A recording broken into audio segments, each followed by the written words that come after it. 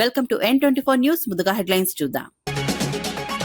తెలంగాణ భవిష్యత్తు మార్చే కొత్త పార్టీపై కవిత ప్రకటన. ఈ నెల 25న కొత్త రాజకీయ శక్తి రానుందని కవిత వెల్లడి. ప్రశ్నిస్తాం, పోరాడతాం నినాదంతో ముందుకు కవిత. తెలంగాణ రాజకీయాల్లో కొత్త సమీకరణాలకు నాంది.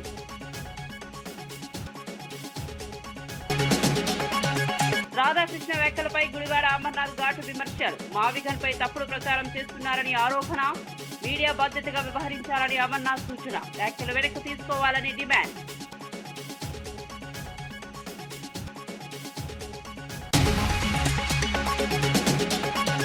మెట్రోలో సామాన్యుడిగా ప్రయాణించిన మంత్రి జూపల్లి. ప్రోటోకాల్ పక్కన పెట్టి క్యూలో నిలబడి టికెట్ కొనుగోలు. ప్రయాణికులతో కలిసి రద్దీలో నిలబడి ప్రయాణం.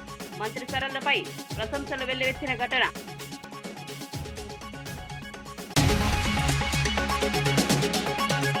తాడేపల్లిలో వైఎస్ జగన్ కీలక సమావేశం. పార్టీ భవిష్యత్ కార్యాచరణపై నాయకులతో చర్చలు. కార్యకర్తల ప్రజల్లోకి వెళ్లాలని పిలుపు. పార్టీ బలోపేతంపై ప్రత్యేక దృష్టి పెట్టాలని సూచన.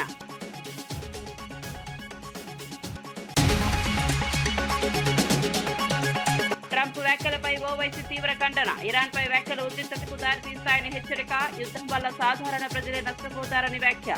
శాంతి చర్చలు కొనసాగించాలని ఓవైసీ సూచన.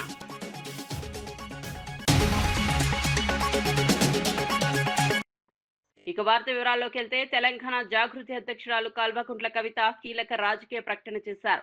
ఈ నెల 25న తెలంగాణ చరిత్రను, భవిష్యత్తును ప్రభావితం చేసే కొత్త పార్టీ ఆవిర్భవిస్తుందని వెల్లడించారు. ప్రశ్నిస్తాం, పోరాడతాం, పరిష్కరిస్తాం అనే నినాదంతో ముందుకు వస్తామని స్పష్టం చేశారు. ప్రజల సమస్యలపై నేరుగా పోరాటం చేస్తామని చెప్పారు. రాష్ట్రంలో జరుగుతున్న పరిణామాల నేపథ్యంలో కొత్త రాజకీయ ప్రత్యామ్నాయం అవసరమని భావిస్తున్నట్లు సంకేతాలిచ్చారు. ఈ ప్రకటనతో తెలంగాణ రాజకీయాల్లో ఆసక్తికర చర్చ మొదలైంది. కొత్త పార్టీతో రాజకీయ సమీకరణాలు మారే అవకాశం ఉందని విశ్లేషకులు భావిస్తున్నారు. కవిత నిర్ణయం భవిష్యత్ రాజకీయాల్లో కీలక మలుపు కావచ్చని అంచనా వేస్తున్నారు. ఆనాడు వచ్చేటటువంటి మన పార్టీ మొత్తం తెలంగాణ భవిష్యత్తును తీర్చిదిద్దుతుంది. ఒక కొత్త తరహా రాజకీయం ఎట్లుండాలి, ప్రజల పక్షాన నిలబడి త్యాగాలు చేసేటటువంటి రాజకీయ నాయకులు ఎట్లుండాలో చూపించేటటువంటి పార్టీగా ఉంటుంది.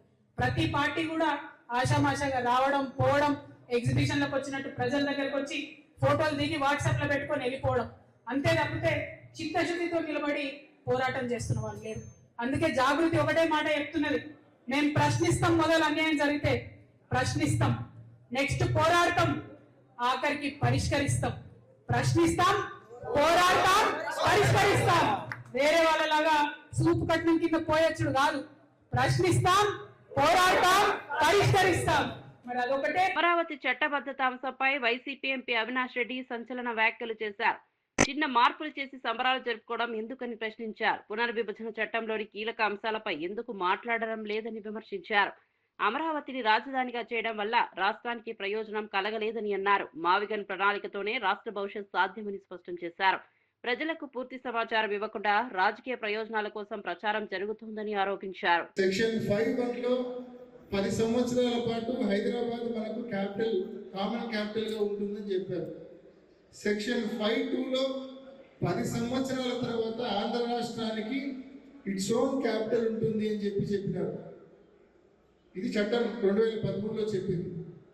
దీంట్లో ఇట్స్ ఓన్ క్యాపిటల్ అనే దాని పక్కన 2 అక్షరాలు రాపించినారు, అట్ అమరావతి అని.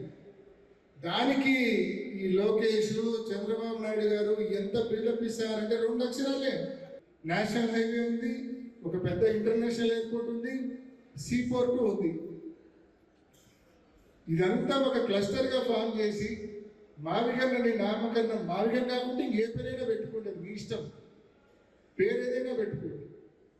ఒక క్లస్టర్గా ఫామ్ చేసి మనం 2 లక్షల కోట్ల అవసరం, 20,000 కోట్ల రూపాయలు పెడితే చాలు.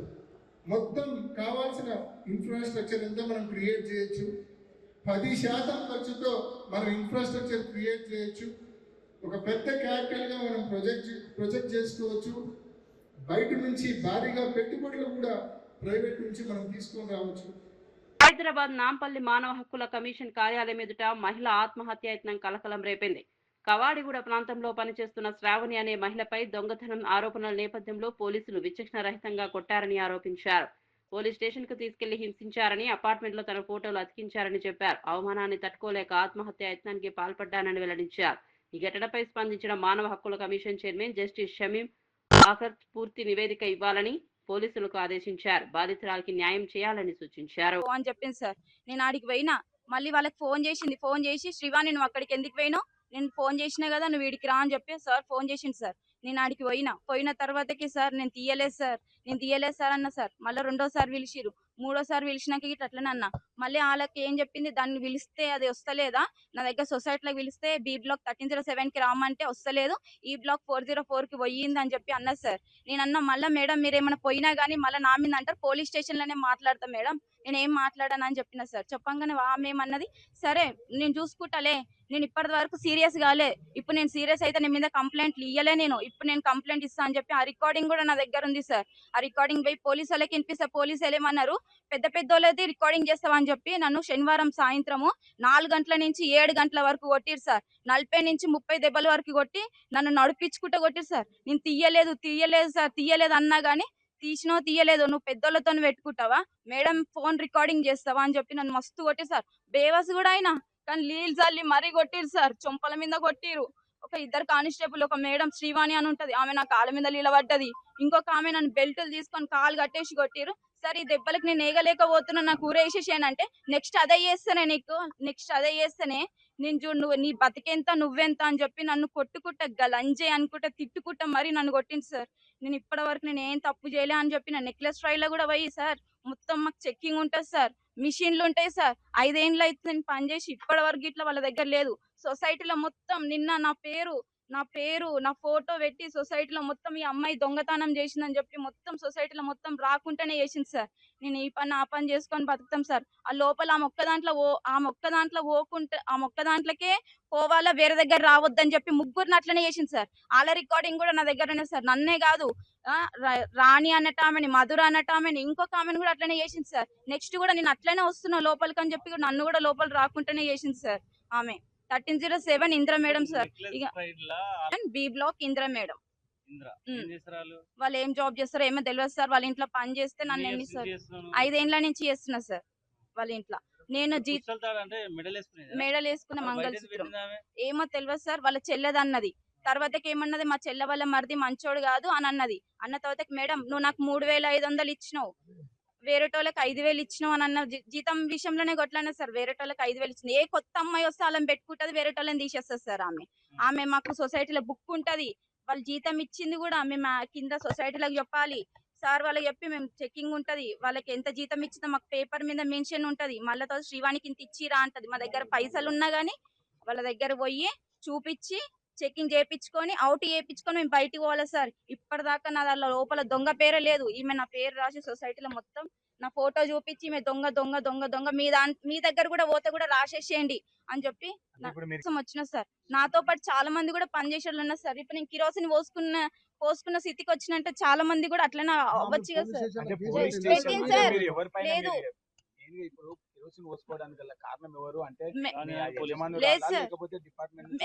సార్. నాకు పోలీస్ స్టేషన్ లో వీడియో కాల్ చేసుకుంటా, మేడం కి వీడియో కాల్ చేసుకుంటా నన్ను కొట్టిరు సార్.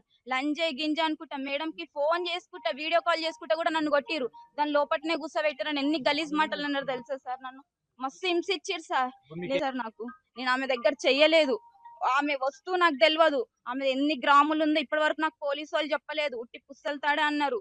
పోలీసు వాళ్ళు చెప్పకుండా నన్ను మస్తు కొట్టిరు సార్. పిల్లలు నా దగ్గరకు వస్తే పిల్లల్ని కూడా పోండి అని చెప్పి ఎలగొట్టి నన్ను దాన్ని ఎందుకు సార్, నన్ను కొట్టినాక కానిస్టేబుల్ మేడంలు బయటకు వెళ్ళిపోయారు సార్. నేను ఒక్కదాన్ని నన్ను లోపల పెట్టిరు, ఎవ్వరు లేరు. నా కేసు బుక్ చేయనప్పుడు నన్ను కొట్టిరు సార్. తర్వాత కేసు బుక్ చేసి 2 తారీఖు మాజీ మంత్రి గుడివాడ అమర్నాథ్ మీడియా అధినేత రాధాకృష్ణపై తీవ్ర విమర్శలు చేశారు. మావిగాన్ ప్రతిపాదనను తప్పుదోవ పట్టించేందుకు తప్పుడు వ్యాఖ్యలు చేస్తున్నారని ఆరోపించారు. జర్నలిస్టు నుంచి పత్రికావేదిక ఎదిగిన విధానంపై ప్రశ్నలు లేవనెత్తారు. గతంలో కలిసి పనిచేసిన వారిని అడిగితే నిజాలు బయటపడతాయని అన్నారు. ప్రజలను తప్పుదోవ పట్టించేలా వ్యాఖ్యలు చేయడం సరికాదని హెచ్చరించారు. వెంటనే ఆ వ్యాఖ్యలను వెనక్కు తీసుకోవాలని చేశారు.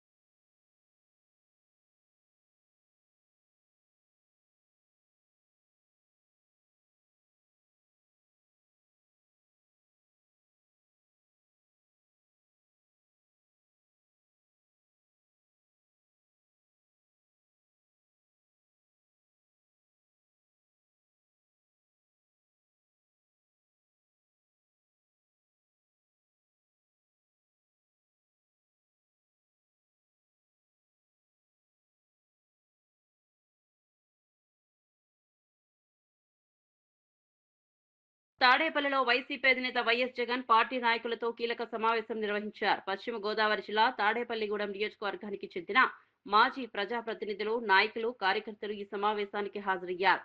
పార్టీ పరిస్థితులు, భవిష్యత్ కార్యాచరణపై చర్చలు జరిగాయి. స్థానిక సమస్యలు, రాజకీయ పరిస్థితిపై నాయకుల అభిప్రాయాలను తెలుసుకున్నారు. పార్టీ బలోపేతంపై దృష్టి పెట్టాలని సూచించారు. కార్యకర్తలు ప్రజల్లోకి వెళ్లి పార్టీ విధానాలను వివరించాలని పిలుపునిచ్చారు.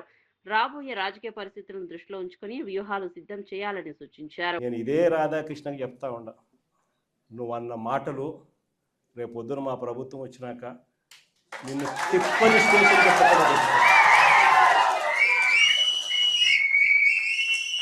వైఎస్ఆర్సీపీ శ్రేణులను, వైఎస్ఆర్సీపీ కార్యకర్తల భార్యలంటే నీకు అంత అలుసుగా కనిపిస్తా ఉందా రాధాకృష్ణ అని చెప్పి నేను చెప్తాను.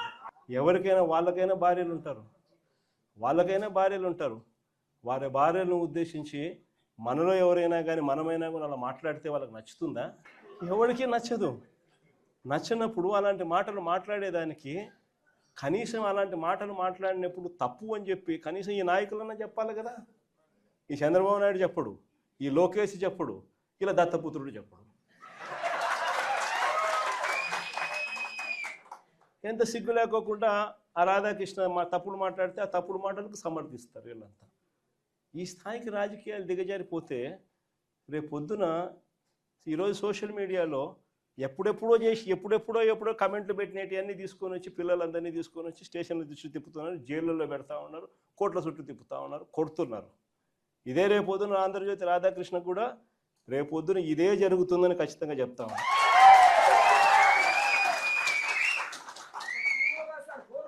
అసలు పశ్చిమాసియా ఉద్రిక్తతల మధ్య ఇరాన్ కీలక నిర్ణయం తీసుకుంది. ప్రపంచ ముడి చమురు రవాణాలో కీలకమైన హర్ముజ్ జలసంధి గుండా వెళ్లే నౌకలపై భారీ టోల్స్ ట్యాక్స్ వసూలు చేస్తున్నారని ప్రకటించింది. ఈ మార్గం ద్వారా ప్రపంచ చమురు సరఫరాలో 20 నుంచి 30% వరకు రవాణా జరుగుతోంది. యుద్ధం ఆపాలంటే తమపై ఉన్న ఆర్థిక ఆంక్షలు ఎత్తివేయాలని, ఇజ్రాయెల్ దాడులు నిలిపివేయాలని షరతులు పెట్టింది. ఈ నిర్ణయం ప్రపంచ మార్కెట్లపై ప్రభావం చూపే అవకాశం ఉంది. భారత్ వంటి దేశాల్లో పెట్రోల్, డీజిల్ ధరలు పెరగొచ్చని నిపుణులు హెచ్చరిస్తున్నారు. అంతర్జాతీయ వాణిజ్యంపై కూడా ప్రభావం ఉండొచ్చని అంచనా వేస్తున్నారు.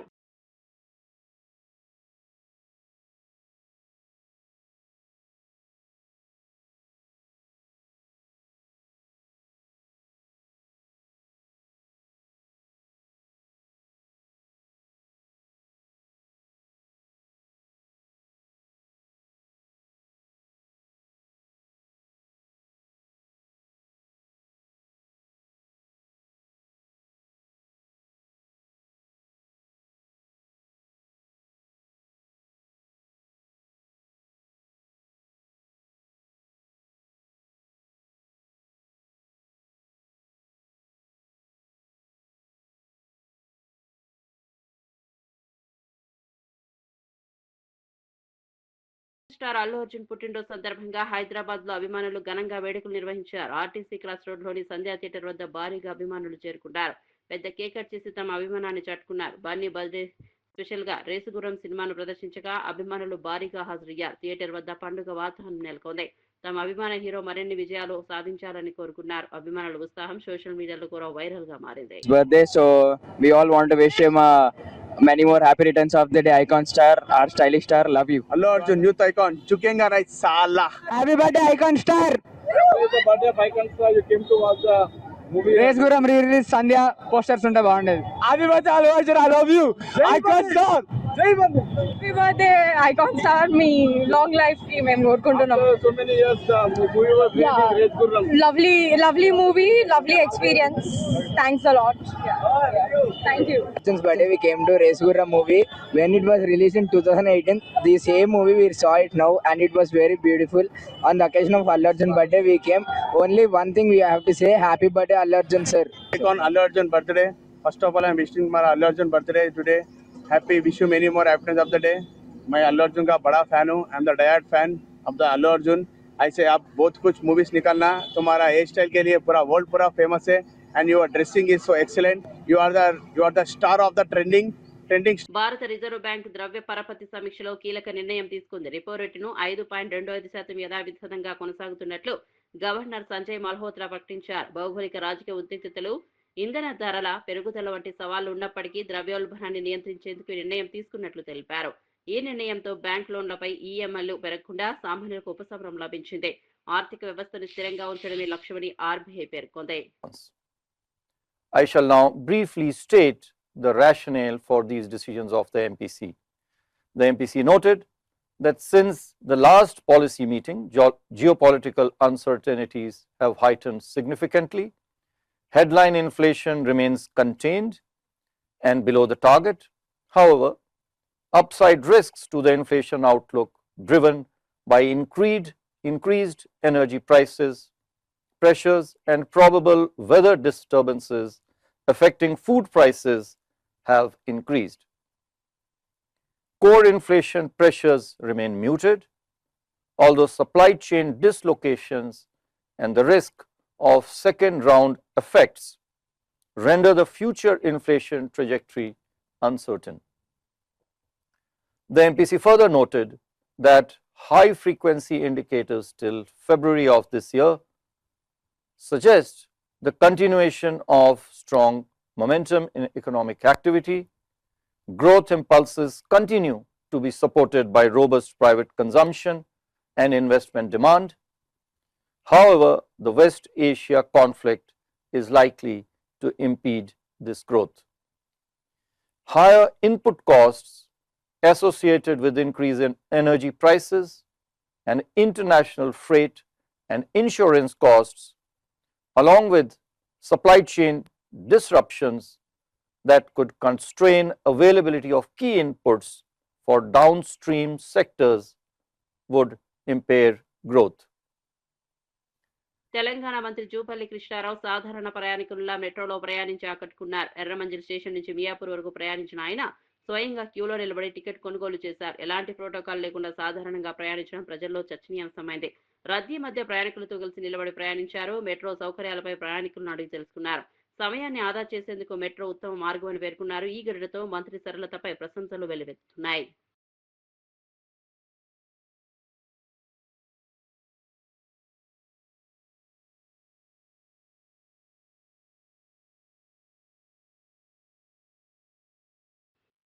అమరావతిలో 30 కోట్ల వ్యయంతో నిర్మించిన ఏపీసీ వీపీసీఏ సీసీఎల్ కార్పొరేట్ కార్యాలయాన్ని మంత్రి గొట్టిపాటి రవికుమార్ ప్రారంభించారు. ప్రజలకు నాణ్యమైన విద్యుత్ సరఫరా అందించడం ప్రభుత్వ లక్ష్యమని తెలిపారు. విద్యుత్ ఛార్జీలు పెంచకుండా సేవలను మెరుగుపరుస్తున్నామని చెప్పారు. రాష్ట్ర వ్యాప్తంగా లో వోల్టేజీ సమస్యలు నివారించేందుకు కొత్త సబ్స్టేషన్ నిర్మిస్తున్నట్లు వెల్లడించారు. రికార్డు స్థాయిలో విద్యుత్ ఉత్పత్తి జరుగుతోందని పేర్కొన్నారు. భవిష్యత్తులో విద్యుత్ రంగంలో మరిన్ని అభివృద్ధి కార్యక్రమాలు చేపడతామని తెలిపారు. ఈ ప్రాజెక్ట్ రాష్ట్ర భవిష్యత్ వ్యవస్థను మరింత బలోపేతం చేస్తుందని అధికారులు భావిస్తున్నారు. Good morning to everyone. My name is I am studying in 9th class. I am studying in Contadi Pratikedi Corporate School. It's have a not a government school. It looks like a corporate school. It's have a limit. The teachers are good well. The teachers telling classes is so focused. Have a games and sports and dining hall available anything in the corporate school. It's not looking like a corporate government school. It's have a corporate school.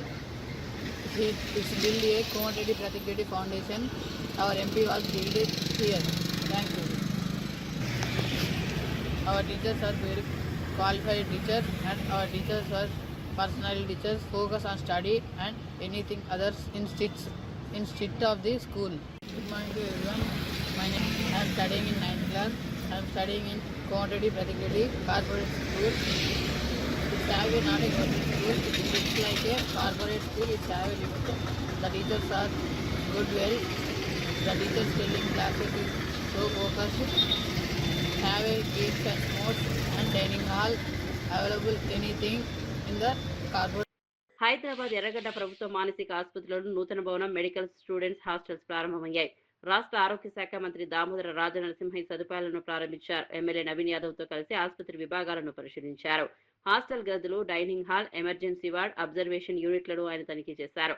విద్యార్థుల సమస్యలు తెలుసుకుని అవసరమైన సూచనలు ఇచ్చారు. ఈ విస్తరణతో రోగులకు మెరుగైన వైద్య సేవలు అందనున్నాయి. వైద్య విద్యార్థులకు కూడా సౌకర్యాలు పెరిగాయి. ప్రభుత్వ ఆసుపత్రుల్లో సేవలను మరింత మెరుగుపరచడమే లక్ష్యమని మంత్రి తెలిపారు.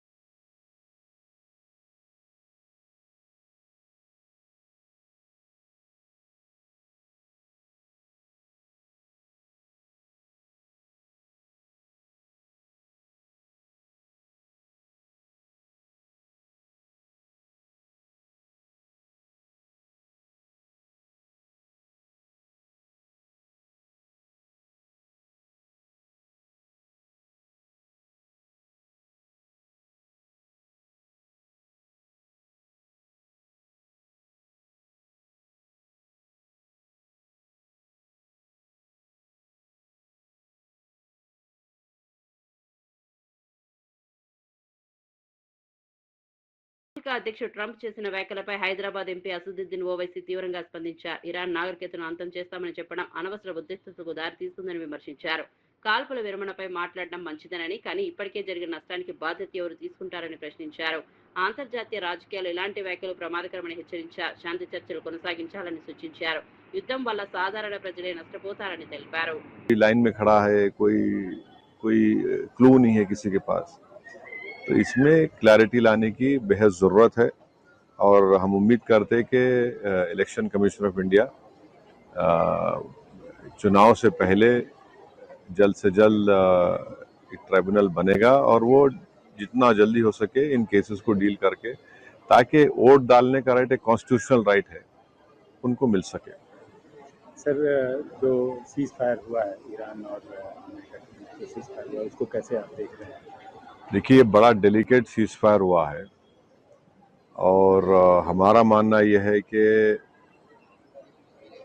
हालिया सालों में एक तो रशिया यूक्रेन का क्राइसिस हुआ, फिर इजराइल ने 7 अक्टूबर के बाद जेनोसाइड गाजा में किया, तीसरा ये इजराइल और यूएस ने मिलकर ईरान पर हमला किया। इन तीनों को आप देखेंगे तो भारत एक ग्लोबल साउथ की एक बहुत बड़ी आवाज़ है और भारत हमेशा सबसे ताल्लुकात अच्छे रखकर भी जहाँ पर अमन की बात आती थी वो एक तारीखी रोल हमने अदा करते आए हैं। मगर मैं फिर से इस बात को दोहरा रहा हूँ कि प्रधानमंत्री का इजराइल का दौरा, उसका टाइमिंग बहुत गलत था और चौथी बात यह है कि ये आप देख लीजिए कि इनको रिव्यू करना पड़ेगा। हम तो हमेशा इम्पार्शल रहे और हम में इतनी एबिलिटी थी कि हम दो ममालिक अगर जंग कर रहे तो उनको बिठाकर हम बात कराते थे बगैर किसी का साइड लिए। तो ये हमको लगता है कि नरेंद्र मोदी की सरकार को ये स्टॉक टेकिंग करना पड़ेगा, रिव्यू करना पड़ेगा कि आखिर क्या वजह है कि एक पड़ोसी मुल्क जहां से हमेशा हमको तंग किया जाता है। తెలంగాణ భవిష్యత్తు మార్చే కొత్త పార్టీపై కవిత ప్రకటన. ఈ నెల 25న కొత్త రాజకీయ శక్తి రానుందని కవిత వెల్లడి. ప్రశ్నిస్తాం, పోరాడతాం నినాదంతో ముందుకు కవిత. తెలంగాణ రాజకీయాల్లో కొత్త సమీకరణాలకు నాంది.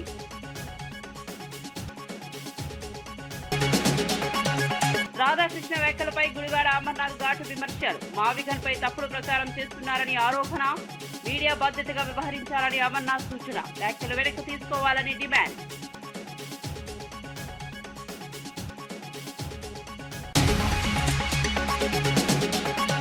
మెట్రోలో సామాన్యుడిగా ప్రయాణించిన మంత్రి జూపల్లి. ప్రోటోకాల్ పక్కన పెట్టి క్యూలో నిలబడి టికెట్ కొనుగోలు. ప్రయాణికులతో కలిసి రద్దీలో నిలబడి ప్రయాణం.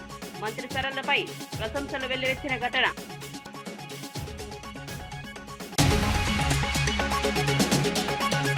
తాడేపల్లిలో వైఎస్ జగన్ కీలక సమావేశం. పార్టీ భవిష్యత్ కార్యాచరణపై నాయకులతో చర్చలు. కార్యకర్తల ప్రజల్లోకి వెళ్లాలని పిలుపు. పార్టీ బలోపేతంపై ప్రత్యేక దృష్టి పెట్టాలని సూచన.